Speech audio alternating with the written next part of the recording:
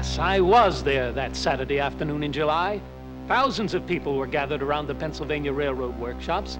Without warning, they were fired upon, and many killed or wounded. This caused universal indignation and was the reason for all the subsequent destruction.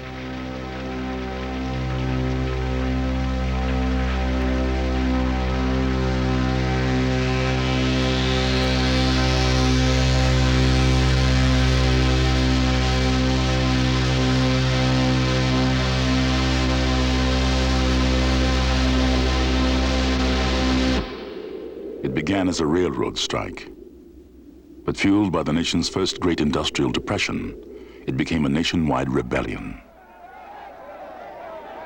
80,000 railroad workers walked out. Hundreds of thousands of working people soon followed. Pitched battles left over 100 Americans dead, hundreds more wounded. The great uprising's intensity and scope shocked America. The railroad had placed the United States on the threshold of industrial supremacy. But by the summer of 1877, the railroad aroused bitter resistance. Something had gone terribly wrong. Philadelphia, 100 years after America declared its independence, its citizens flocked to the Centennial Exposition. Thousands gathered to mark the Republic's resilience following a bitter civil war. They came to admire the country's technological triumphs and celebrate its territorial expansion. At the center of this century of progress, the American railway system.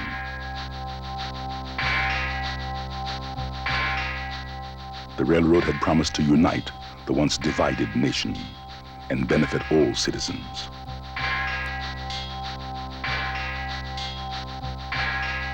Chinese and Irish immigrants, as well as Civil War veterans, were set to work as the country enthusiastically committed itself to railroad construction. When me and my mates get our sturdy sledgehammers going, we make a kind of grand anvil chorus across the plains. 3 strokes to a spike, 10 spikes to a rail. Let's see, I got it figured out.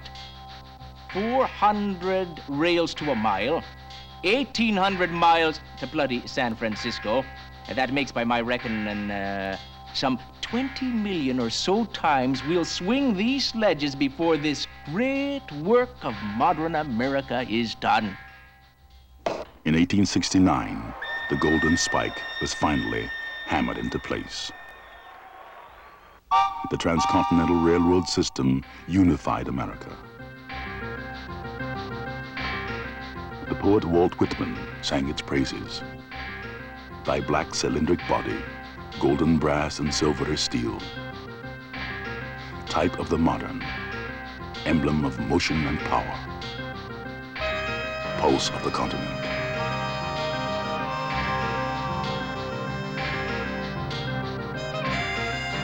The railroad connected farmlands, towns, and cities.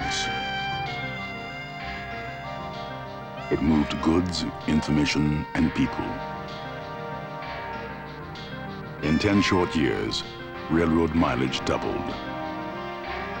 Federal and state governments sponsored railroad expansion, giving the railroads nearly 200 million acres of public land, as well as millions of dollars in loans and tax breaks. Railroad owners, notably New York Central President Cornelius Vanderbilt, amassed staggering wealth. His son William inherited $100 million upon Vanderbilt's death in 1877. In that year of severe economic depression, a decent day's wage was $1.50. Railroad owners' wealth translated into unimagined power. Tom Scott ran the Pennsylvania Railroad, the nation's largest business enterprise. From his Philadelphia headquarters, Scott controlled the lives of workers and communities across the country. He manipulated state and federal legislatures and even presidential elections. Such domination led Charles Francis Adams, son and grandson of presidents, to observe, "The system of corporate life is a new power for which our language contains no name. We have no word to express government by moneyed corporations." this wealth and power seemed to many Americans to transform the very structure of society and undermine their basic freedoms. In June, Scott, Vanderbilt, and other railroad executives secretly met. They agreed to cut their employees' wages, even as they announced substantial dividends for their stockholders. John Garrett, president of the Baltimore and Ohio Railroad, explained. The great principle upon which we joined to act was to earn more and to spend less. On July 15th, the B&O announced a 10% wage cut.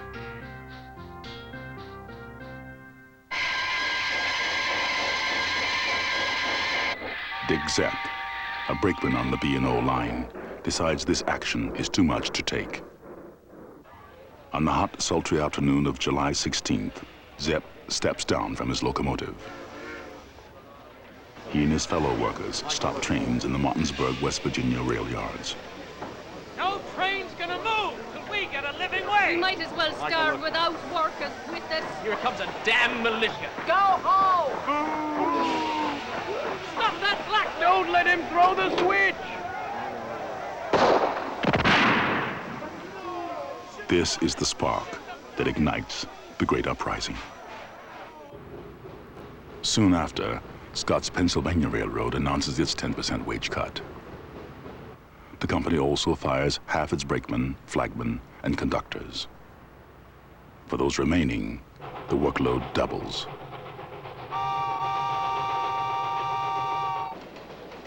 Pittsburgh, a center for Pennsylvania Railroad traffic.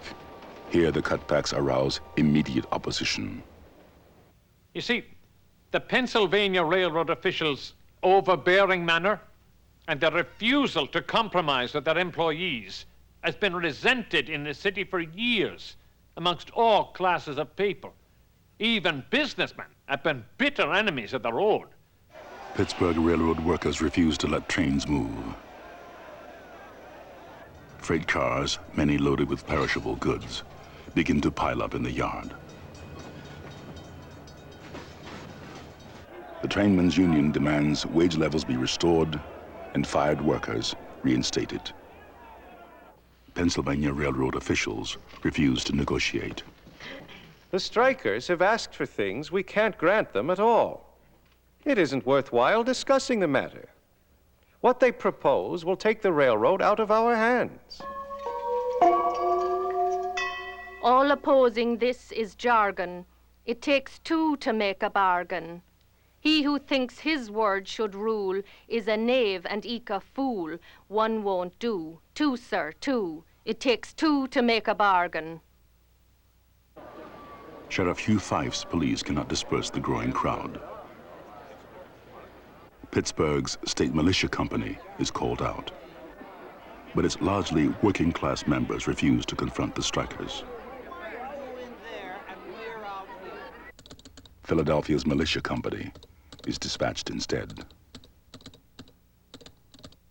Meanwhile, in Baltimore, a clash between the Maryland militia and city residents leaves 11 working people dead and 40 wounded.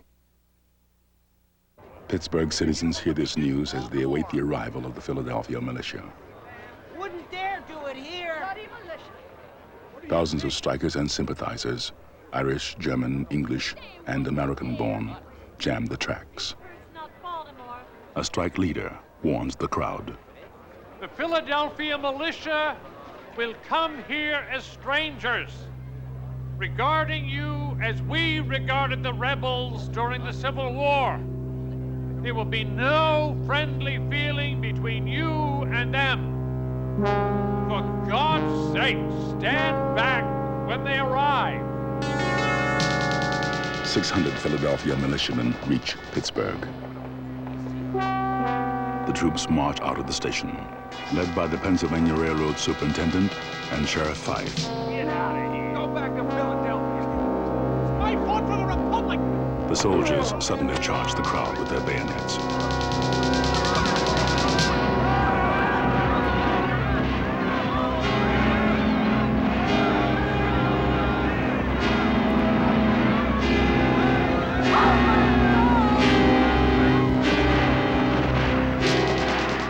Pittsburgh citizens are killed. Many more are wounded.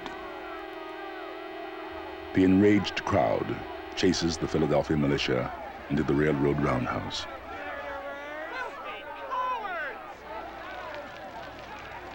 Railroad property is torched. When firemen try to save burning railroad buildings, their hoses are cut. Go by a damn monopoly! Let it burn!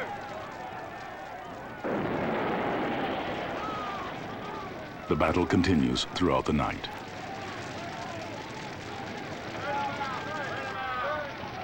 Members of the crowd set fire to freight cars and push them down the tracks toward the roundhouse.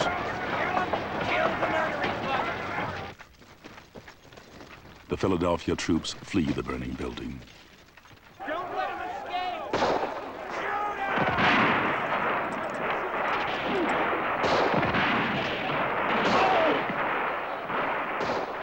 20 more Pittsburgh residents and 5 Philadelphia soldiers are killed before the militia can escape.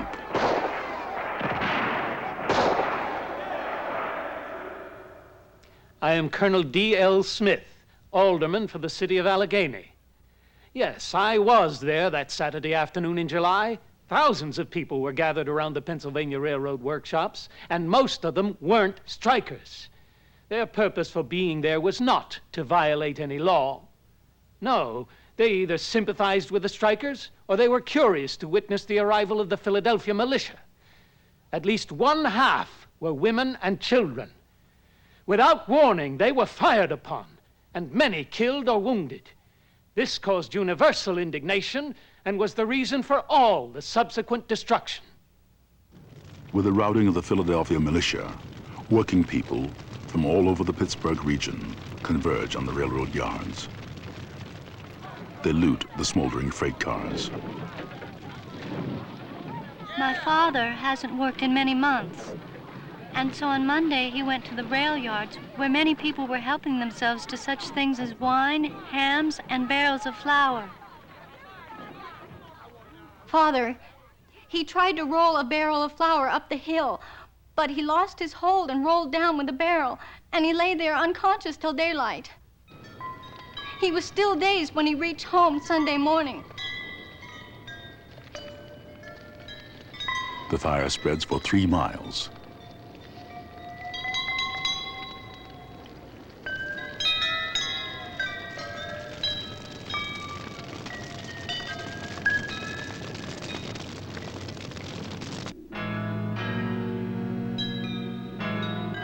Over 40 Pennsylvania Railroad buildings, 100 locomotives, and 2,000 freight cars are destroyed.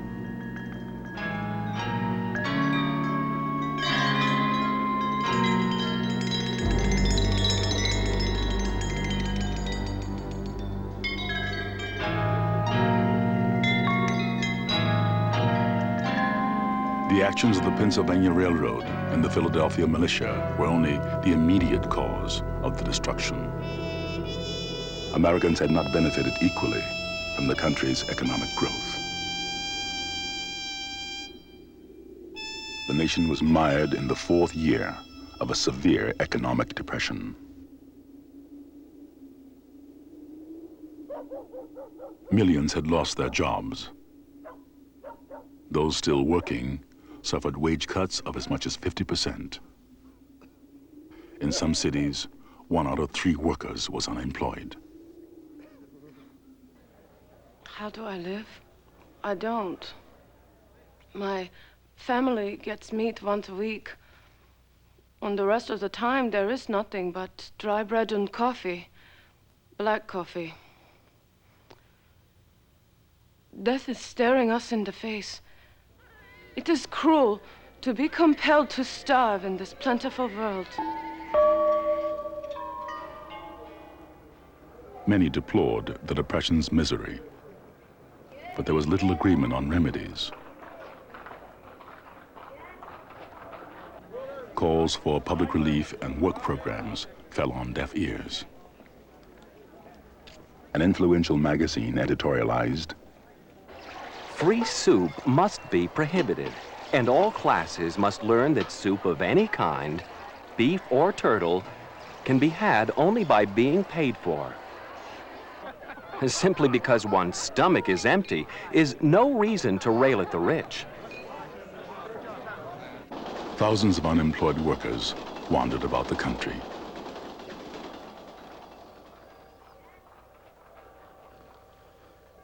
"12 months ago, I started from Philadelphia in search of work. I was a mechanic, and a competent one at that. During this year, I've crossed 17 states and obtained only 6 weeks' work. Last winter, I slept in the woods. It had been 2 or 3 days without food. When in God's name I asked for something to keep body and soul together, I've been repulsed as a tramp and a vagabond." With so many desperate people wandering about, the nation's press voiced fears of the tramp menace. Dimes and dollars, dollars and dimes, and empty pockets the worst of crimes. If a man is down, give him a thrust. Trample the beggar into the dust.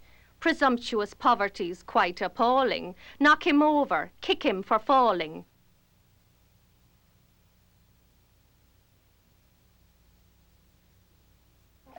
The greatest victim of the Depression, the unemployed worker, was seen as its very cause.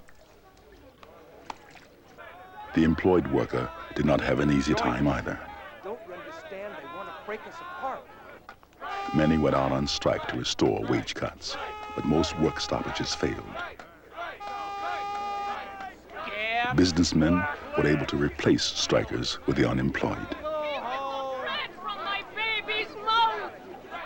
The railroads and other companies also used repressive tactics to break unions.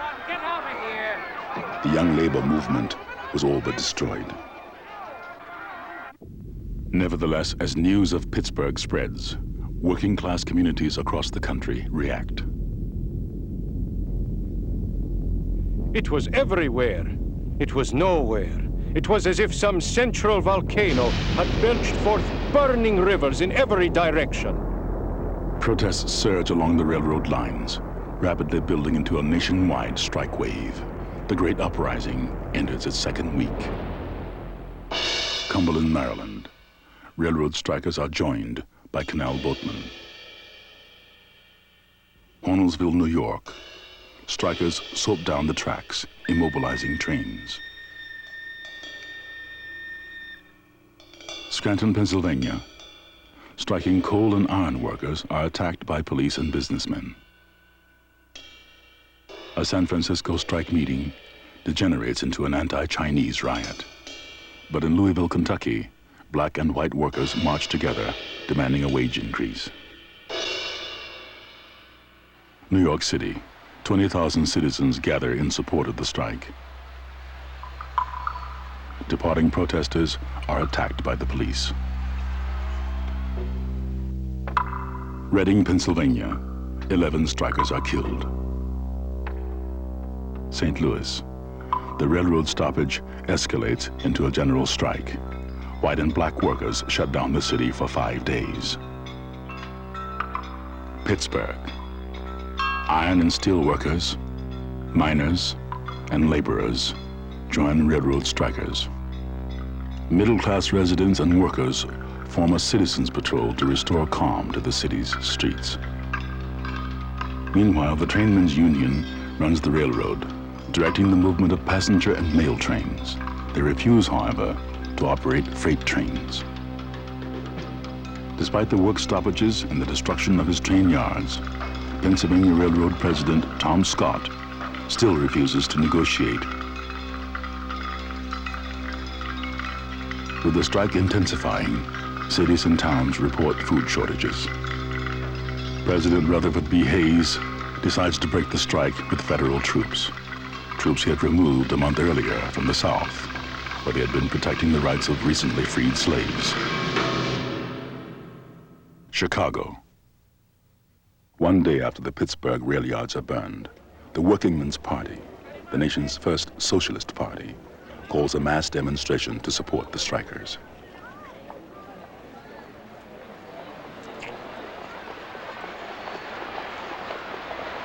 "20,000 gathered that evening. Albert Parsons, a printer, addresses the crowd. We are assembled as the grand army of starvation. We have come together to find the means by which the great gloom that now hangs over our republic can be lifted. It rests with you to say whether we shall allow the capitalists to go on exploiting us. Will you organize? We will! Then enroll your names in the grand army of labor! The conflict in Chicago becomes a general strike. Led by jubilant brass bands, crowds of workers march through the city's industrial neighborhoods. They call on other workers to join the strike. One group, largely Czech laborers, marches to the giant McCormick Reaper Works. Look out, Beeler! Help! They're shooting! Without warning, the Chicago police open fire. 2 strikers are killed. The Chicago Tribune endorses the new police policy. The police are beginning to shoot lower. It would have been much better if the mayor had allowed this to be done yesterday. It was a day lost. Running battles between police and strikers break out all over the city. Mayor Monroe Heath calls on the city's middle and upper-class residents to form armed neighborhood patrols.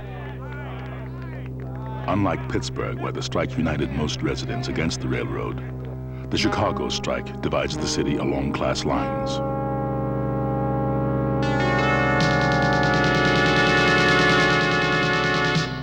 On the 4th day of the Chicago strike, police fire into a crowd gathered near the Halsted Street Viaduct.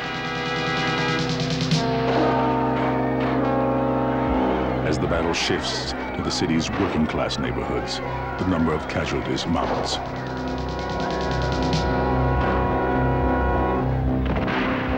Wyans Novikowski, a 36-year-old blacksmith, is killed as he steps into the street. 17-year-old James Kelly is shot in the head while throwing stones at the police. Chicago authorities determine that any form of resistance will be suppressed. The police invade Turner Hall, where German cabinet makers are negotiating with their employers. German workers are clubbed and shot. By that night, 30 Chicago working people lie dead. Another 200 are wounded. There are no police fatalities. The strike in Chicago has been crushed. Across the country, strikes are brought to an end. Police and volunteer militia break the non-violent St. Louis general strike. U.S. Army troops enter cities and towns, securing railroad property. In Pittsburgh, soldiers seize control of the rail lines from the trainmen's union.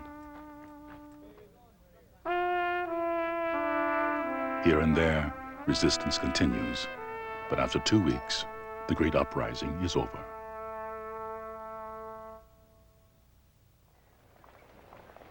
Americans now have to account for the strike.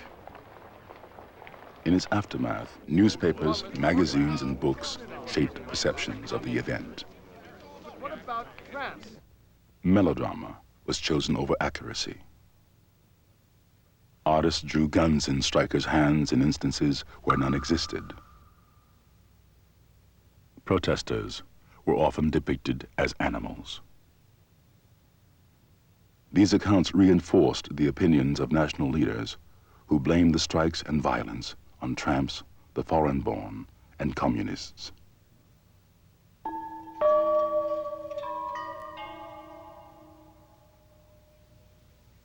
What did labor by the war gain, if only one makes the bargain, and the workmen must keep quiet or only be heard in riot? Bosses high and bosses low, you must all be taught to know, one won't do. Two, sir, two. It takes two to make a bargain. The immense economic and political power accumulated by the railroads, the first national corporations, created growing imbalances in the nation. Americans felt increasingly powerless, their basic rights and liberties violated.